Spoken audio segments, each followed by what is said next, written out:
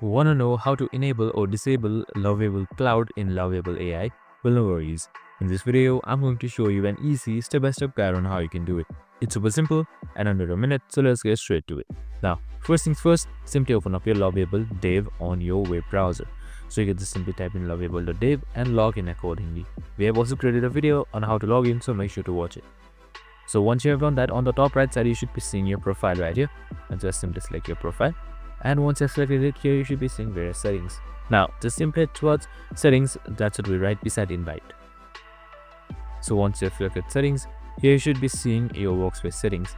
Now, you can just simply scroll a little bit and you should be seeing Lovable Cloud right here.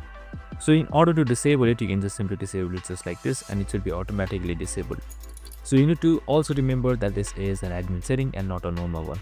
And that's it. Super simple and easy. I hope this video helped. If it did, make sure to like, subscribe and tune in with us for more of these videos. See you in the next one.